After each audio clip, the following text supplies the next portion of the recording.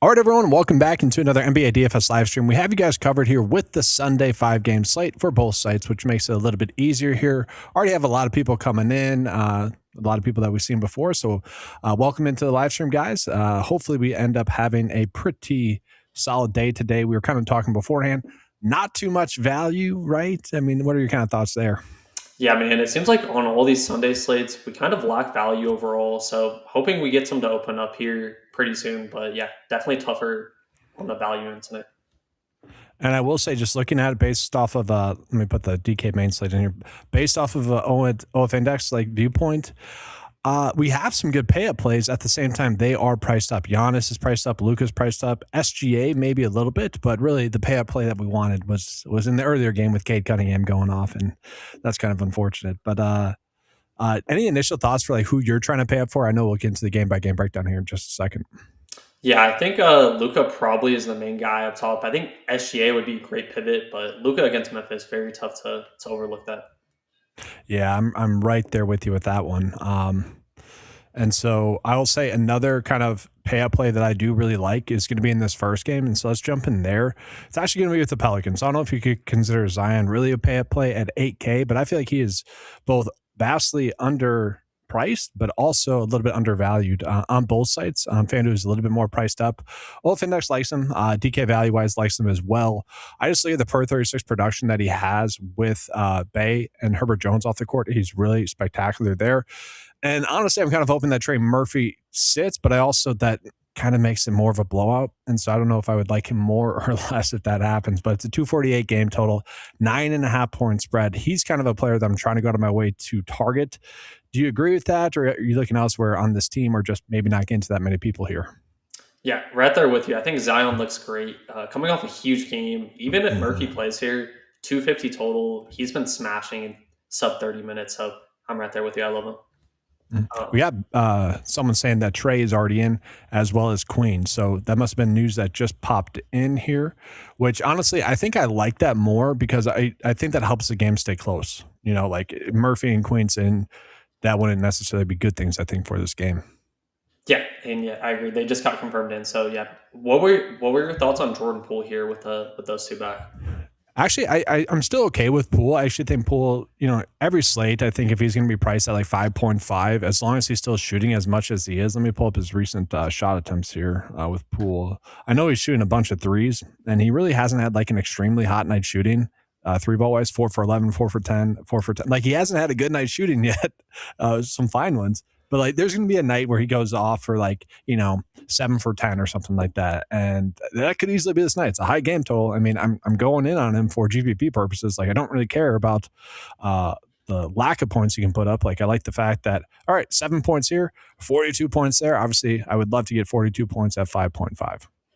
Yep, right there with you. I think he can definitely spike a ceiling in this high total as well. So yeah. Is I know you mentioned you kind of like Trey Murphy if he plays. Are you kind of looking at him as a play? Yeah, I think Murphy's definitely firmly in play here. 15% owned, 7K is a pretty good price point. So kind of the same thing alongside Poole. Both can be able to spike upside here in this spot. Yeah.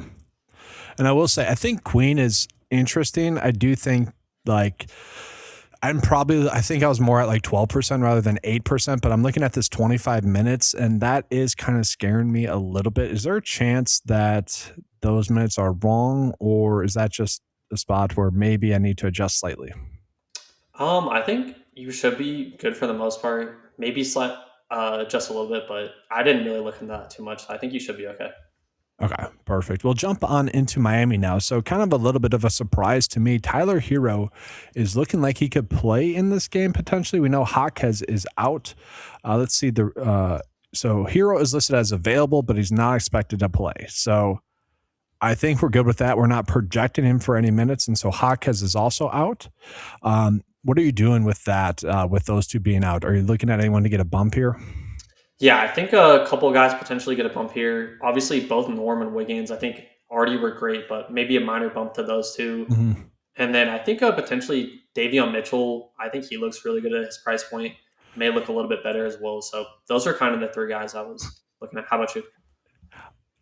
I mean, This is one of the things where I hate when a player's popping up, because like if Davion Mitchell was not popping up at all, I would have been like, okay, I'm perfectly happy to not be on him on this slate. But the fact that he is like one of the better values, if not the best value on the slate, I kind of hate that because I don't necessarily see it. But at that value rating, I feel like we kind of have to play him on DraftKings. FanDuel, it's a little bit different. I don't know. Maybe it's just, been burned by him in a decent amount of times already this year. I'm struggling to get there. Can you convince me on that? Or I don't know. I'm struggling with them. Yeah, I definitely understand the hesitation. It's just we don't have a ton of values. I think that's why I was landing on him more. It doesn't feel great, but just sub 5K. Like we have Marcus Smart, Davion. Those are kind of the guys that just kind of were falling on, but it doesn't feel great. I'm with you. Yes. And what's interesting here is actually the field's trying to get to Jovic here as a power forward center. I think that's part of the appeal there on DraftKings, where he's 4.6. FanDuel power forward only, so he's like half the ownership. Where are you at with that? Do you think he's someone that we could fade, someone we should try to be even weight on?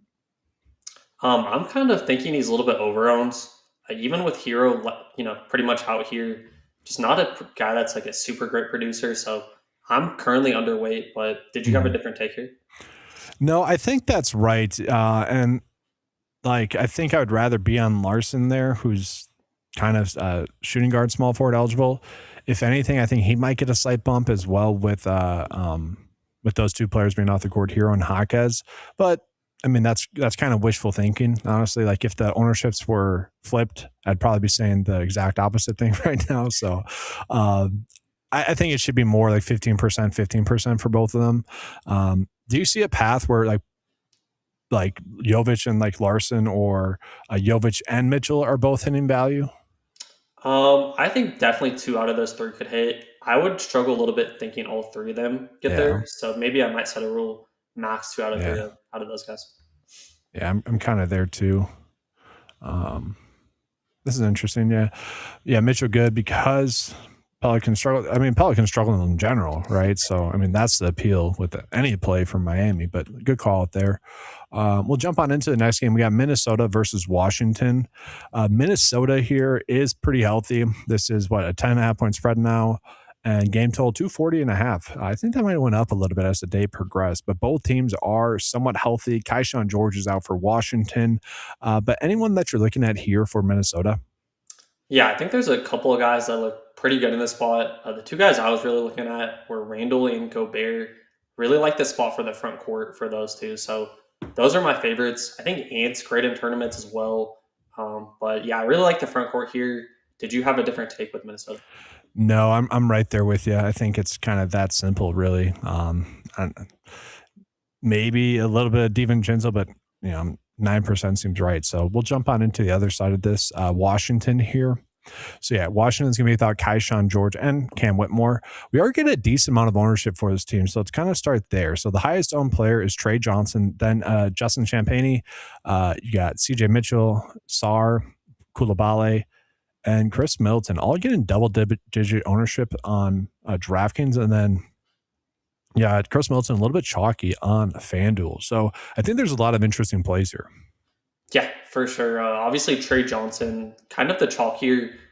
Pretty good price both sides. I really like Trey Johnson. He's been great, man, for DFS purposes. So love going back there.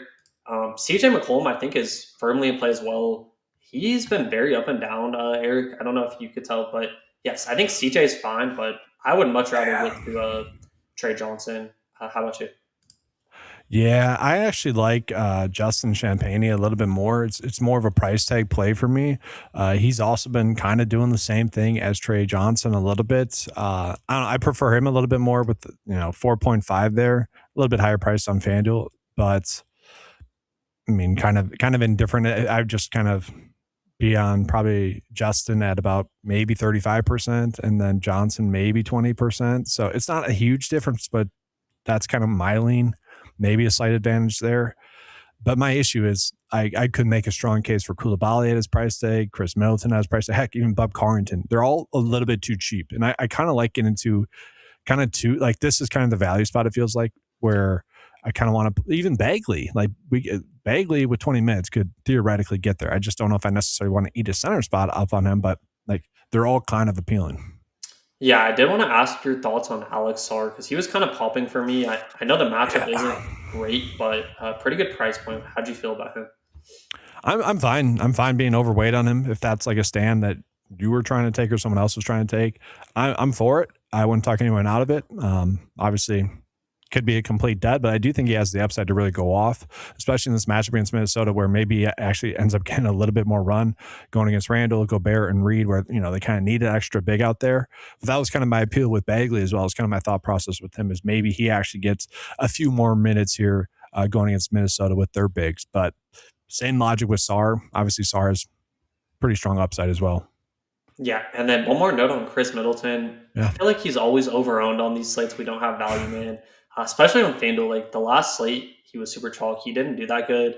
I think he's No. fine to get to, kind of a floor play in my opinion. So I once again will probably be underweight on him. Yeah, I'm looking through his game log here, and he really hasn't done much. like, I feel like there's no reason for people to be going out of their way to target him. I mean, sure, if we knew he was playing 30 minutes, I'd be happy to get to him. But I mean, he's pretty like hard capped at 25. They just don't want to give him too many minutes. Yeah, right there with you. All right, so we'll jump on into the later games. And what's interesting about some of these later games is there is some key information that we're waiting on, but really nothing too significant minus the really late game with Memphis and the Lakers. So in terms of like lineup process, I don't think we're going to see any shocks too much. And so that's where I'm probably a little bit more inclined to actually get to some of the earlier values rather than wait on it. Now, OKC is a little bit banged up. Isaiah Joe, Cass and Wallace are currently questionable. Hartenstein's out, but everyone that's out, we kind of already know what to expect. And the players that are questionable don't really change much. So are you looking at anyone specifically here for OKC? Yeah, no one in particular. We touched on SGA. I think he's a fine contrarian spend up. Jalen Mhm. Williams is actually pulling the most steam here on FanDuel. I think he's fine. The one thing with J Dub, he hasn't flashed the ceiling we're used to seeing out of him. So Mhm. he's fine to me. 20% is probably correct, but it's no one I really love here or have conviction on. How about you? Yeah. No, I'm right there with you. Like Chet Holmgren, I feel like I'm just not getting to him even at 7 and 6%. AJ Mitchell was someone like earlier on in the day I was looking at a little bit for value. I think if Joe and Wallace sits, like yeah, he becomes a little bit more appealing. Maybe you get him closer to like 27 minutes. Maybe there's something there, instead of maybe going with the Washington value, maybe we get to that guard value with Mitchell. But that's really kind of it for me. Other than that, I don't really need to get on anyone too much. Yep, right there with you. I think they're all good, like sprinkle plays in tournaments. Yeah. Do you? So we do have like Wallace, Mitchell, Dort, even Caruso a little bit. Do you prefer the Washington value or the OKC value? Definitely, I think the Washington value, just because I think their like floor to ceiling combinations are a little bit better than these guys. Yeah, I agree. We'll jump on into Phoenix. So Phoenix a little bit here of questionable tag with Grayson Allen. I mean, that can change some. Dylan Brooks becomes slightly appealing, more appealing if Grayson Allen sits. Maybe Jordan Goodwin a little bit. I mean, maybe Ryan Dunn. Like all these plays maybe become a little bit more appealing, but also really still not going to be too much. And that's really what the field is telling us here as well. Mark Williams is the only one that's over 10%, and that's on DraftKings at 11%. Yeah, Phoenix very difficult spot here against OKC. Booker obviously in a tough spot. I think Mark Williams does have a ceiling at 5,700. And then the guy I wanted to ask you about, shout out to Chuck, Dylan Brooks, 2% owned. Maybe they need his his 3-point shots to stay in the game here. But how did you feel about Brooks here? I've been on Dylan Brooks a decent amount this year as well, just because he is shooting the basketball a ton, and I'm okay chasing that. And obviously, if it gets hot, he can really go off. I'm fine with that. But yeah, that's you mentioned it has to stay close. He'd be part of the reason as to why it stays close. So, in a weird way, I I don't like this game necessarily too much. But if I'm playing Dylan Brooks, I probably would want to try to get to someone else as well. Maybe Booker becomes a little bit more in play, or maybe Mark Williams would just be the play. But that's kind of my issue with Brooks. It's like I want to play some maybe SGA, betting on the game staying close. 100%. That correlation makes a lot of sense there. Yeah. And then we get into, I would say, a tricky spot here. My Milwaukee Bucks with Giannis back are kind of a headache because Giannis is appealing. I think Rollins does benefit with Giannis being on the court, whereas Kevin Porter Jr. does not. He's taking a lot of usage away. Miles Turner, I will say I am like triple the field right now on DraftKings specifically because I'm chasing his upside. I'm perfectly fine if he gives me 15 DFS points, but I think he has the upside for 40 plus, and I'm kind of okay taking on that risk tonight on this kind of weird 5-game slate where there's not that much value. That's kind of my conviction. I don't even want to say conviction play. I just think it's the correct play on this slate specifically. We're chasing the upside. If he sucks, I'm okay with it. It's going to be a bad night anyways. If he goes off, it could be a pretty good night. Yeah, I love that Turner shout. Big is against Sacramento. Eric had been smashing. I love this spot for Turner, so great shout there. And I think Ryan Rollins, his price point on both sides looks very enticing. So those two I really like. And then if you want to get to Giannis or KPJ, they're fine, but I think those mid-tier guys are definitely my preferred plays here. How did you feel about Kuzma as well? Sorry, I wanted to ask you. No, I was going to say that. So I actually don't mind the idea of getting to like AJ Green or Kuzma right now. They're priced a little bit lower than I think they should be. I think a similar play would be kind of like last night with Max Christie, where Max Christie kind of just got hot and just was on the court a little bit more. I kind of feel like they're that same type of play where, if either of them get hot shooting the basketball, they're going to be on the court a little bit longer. And I will say, looking at AJ Green's minutes, 32, decent game here, 5.5 point spread, could be higher scoring, but he's someone that's just kind of due to have a hot night shooting. He's kind of a few cold nights in a row. So I could see being, I don't want to say overweight. I feel like people are getting to him, and I would honestly say AJ Green's probably a little bit overvalued, but I do think he could end up having kind of more of a ceiling game tonight. Yeah, 100%. Great spot to shoot well and bounce back here. So very good shot there. We got a question about Bobby Portis as well. My issue with Bobby Portis is honestly the fact that Green and Kuzma are significantly cheaper. Yeah, and just Giannis being in, it kind of just hurts his production a little bit. So it's just tough to get to him. Yeah, he would really have to be efficient at 23 minutes. Yeah, I agree. All right, so we'll jump on into the Kings now. I believe it's confirmed that it's just Sabonis out, so Zach LaVine is back. What do we have him projected for? 26 minutes. So at 26 minutes, is he just not in play for you today? Yeah, probably too little minutes. Like, he barely has been getting there in his full minutes, so yeah, probably stay away from me. And then honestly, with him back, are you able to get to anyone else here for the Kings, like confidently, or is it just kind of be even weight with the field? So I usually hate the Kings, Eric, but this is a spot I think you maybe could take a stab at some of these guys. I think both Westbrook and DeRozan low enough owned for me to take stabs at. So I think I'd lean Westbrook between the two at the lower ownership, but no issues mixing both them in. And then Keegan Murray has been chalk a lot now, or pretty owned. I think he's fine, but I definitely would prefer DeRozan and Westbrook here for me.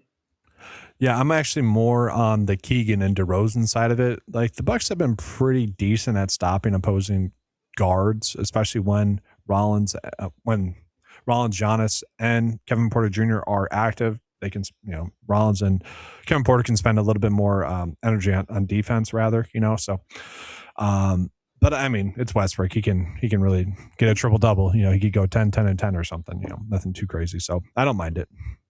Did you have any interest in, I don't know, Raynaud or any of the bigs here for Sacramento? No, not really. Again, I kind of mentioned like Turner. I'm trying to chase more of that ceiling spot there.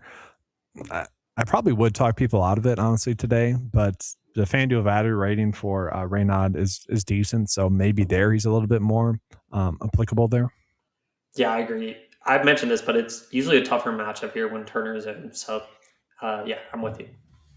This is an interesting call out here from Unicorn Love with Zach LaVine. So Zach LaVine does shoot a lot. We get that.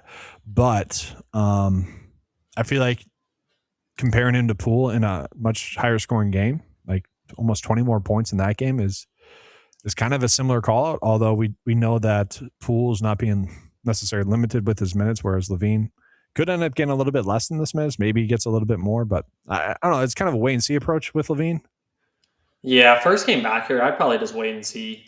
Even in 26 minutes, like he could maybe get around 20 to 25, but that's if he's shooting very good in his minutes. So, yeah, I'm with you.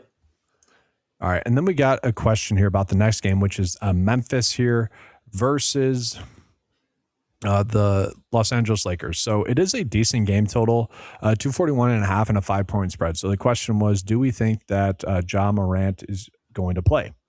And I would say both the game total and the line kind of suggest that he is going to play. Would you kind of agree with that? Yeah, 2 point spread here. I think he likely plays. Yeah, and Aldama for that matter as well. Yeah. What's interesting is I kind of do like Ja against the Lakers in Los Angeles. I feel like he's someone that wants to play well, on the bigger stage, if you will. Could be reading into a little bit too much, but the question is he too chalky here? 28% and 35%. Yeah, I think, with how much value we're lacking, he's just more of a price point play. I think he's probably properly owned. I'm a little bit less bullish on him than the field is here, but I think Mhm. he's pretty solid in the cash games. So I think Jaw's up pretty solid. I'm not super high on him, so I'll probably just try to match the field here. Maybe come in a little bit underweight. Yeah, I'd probably agree there. What about if they're both active, then is like Jaren Jackson Jr. more in play or less in play?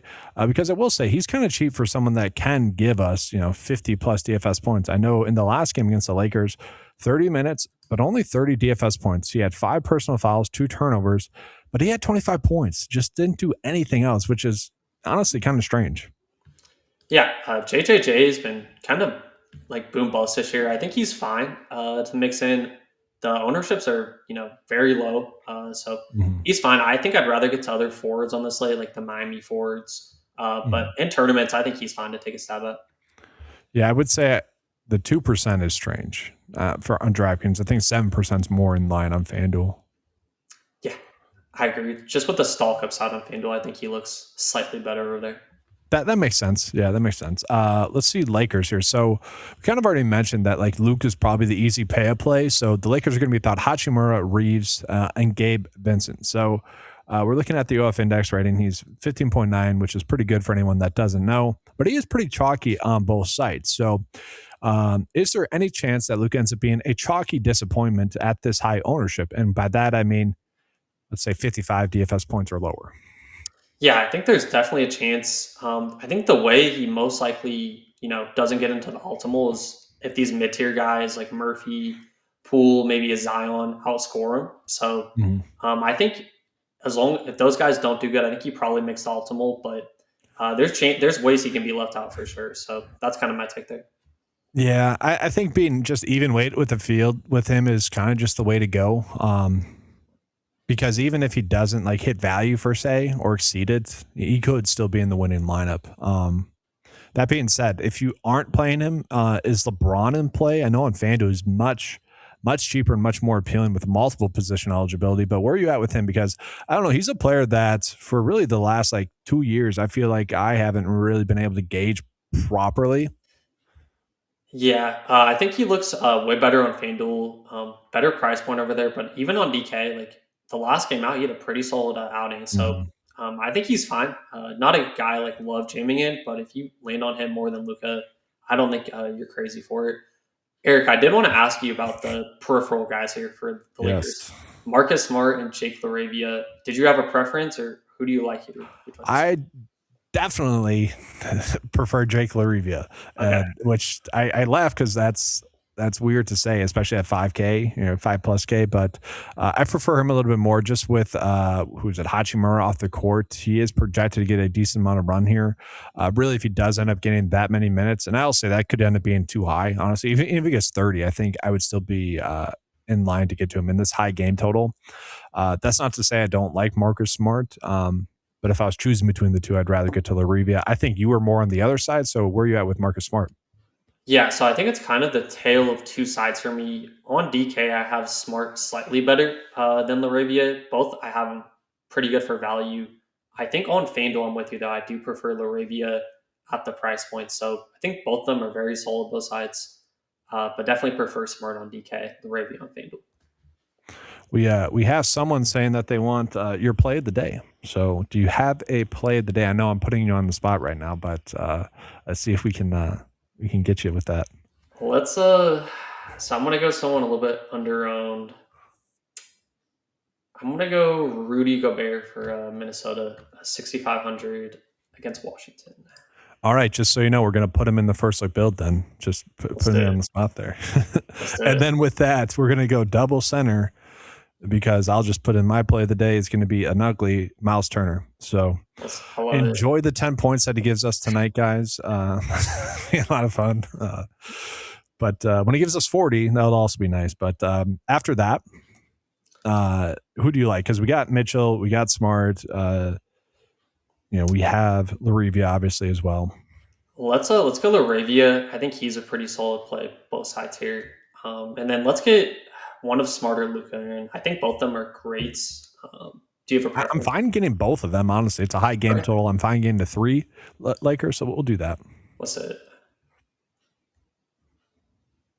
And then I really like Trey Johnson at the other Okay. guard spot, but if you have someone else in mind, I think the other I two. mean, really, the only I would say we'll play him, but I would say I like what is it, Justin Champagnie as well. I think they're both applicable. Honestly, if someone actually likes this lineup and is going to think about playing a version of this, you could just play Johnson and then go to Champagnie if the salary makes it work. I'm fine with that. I think that's a decent way for tonight. For sure, yeah. So we have 6.2 left over or so on average. And so we have the power forward and forward eligibility spots. Sorting by OF index, Zion obviously is someone that we both kind of mentioned. Are you fine with him? Yeah, 100% fine with Zion. I think he's a fantastic play. And so that leaves us with 4.2 left over. And that might leave us with maybe Larson there. Jovic, was he that cheap? Maybe potentially him. We have some of the Washington plays. AJ Green's a little interesting. We got a lot of kind of interesting spots here that we could get to. Yeah, for sure. I think Larson's a great pivot off of Jovic. You mentioned those other guys, so yeah, totally fine with Larson last piece in. Yeah, we'll put him in there. Decent, I would say. Honestly, maybe not enough chalk, I would say, actually. Yeah, I think there's a pretty good chalk. The only big chalk we're leaving out is Bam and Jovic, but I think those guys are fadeable. So yeah, and Ja's a little chalky as well, but obviously, if we're paying up for Luka, we're probably not going to Ja too much. Yeah, I agree. And then we got a quick question here about Andrew Wiggins on FanDuel. I don't know, was there a price difference for him? Not really, but a little bit higher owned. Yeah, I think Wiggins probably better on FanDuel just for the stock upside. But yeah, I'm with you. We got T-Ads saying, great show, appreciate that, but I was laughing at the lock and Gobert in 150 lineups. Yeah, I mean, don't lock him into lineups. What was his ownership here? What would you be happy with being overweight? He's 18% on DraftKings, 22% on FanDuel. So like, what would you want to be overweight on him at?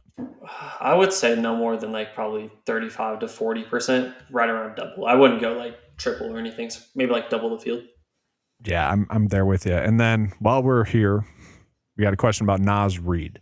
I actually think he could have a good day. But I mean, I do think we're prioritizing more so Randall and Gobert, right? Yeah, I think so. Great point there. I think if Nas gets there, I think I'd be lower on Gobert. So if you're building lineups, I would either go in on Nas or Gobert. I think both of them getting there together is not very likely. Mm-hmm. I will say the data doesn't necessarily love Reid tonight. They're kind of just saying he's decent. Yeah, I think one of those two definitely has a good night tonight, though. All right, so we got. I know we're kind of up against it, but we got some good questions coming in. A cheap play of the day, and then locks. We kind of already gave. I don't want to say locks, but we gave a decent amount of plays already, so we're not going to rehash that. But a cheap play of the day. Do you have a cheap play of the day? Man, outside of Trey Johnson, so Eric, I touched on looked back at the plays. I'm really starting to like AJ Green in tournaments as well. He's 4K, pretty low owned.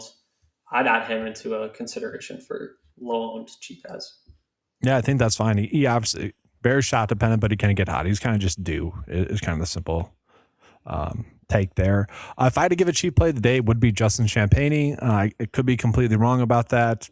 I'm kind of okay with that. Again, shooting guards, power forward eligible, kind of like that. I wouldn't necessarily say Turner's a cheap play, but that's kind of it. Any final thoughts here? I would love to answer some more questions, but we're kind of up against it, and we have the NFL live stream starting somewhat shortly. Did you say any final thoughts? Oh, yeah, sorry. I was looking at the chat. I'm sorry. Yeah, it looks like a fun slate. Obviously, we're lacking value. Try to get to LA. We both think Jovic might be slightly overowned. But yeah, looks like a really fun slate. This is kind of an interesting question. We'll end it on this. Is it safe to play LeBron/Luka? But I think the question is more LeBron on the back end of back-to-back. Oh no, never mind. That was not the question, but I think that is a better question, honestly. Yeah, I think it's probably okay. I wouldn't be too worried there. Okay, perfect. So guys, that is going to do it for this live stream. Appreciate everyone being here. We do have the NFL, right? We have the NFL live stream starting here at the top of the hour with the Pittsburgh versus Baltimore game. So kind of the most fun game of the slate, really, right? Week 18 playoff implications on the line. Real quick, hot take.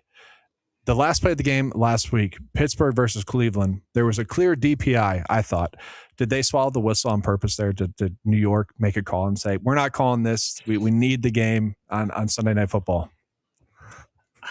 If you want my take, Eric, I'm going to say yes, but that's controversial for sure. Honestly, though, I saw that. I'm like, okay, maybe there is a little bit of rigging, tiny bit, but not really. It's just kind of fun there. That's going to do it for this live stream, everyone. Jump into that NFL DFS live stream. Should be some good stuff there. Appreciate everyone. Good luck. Thank you, guys. Good luck.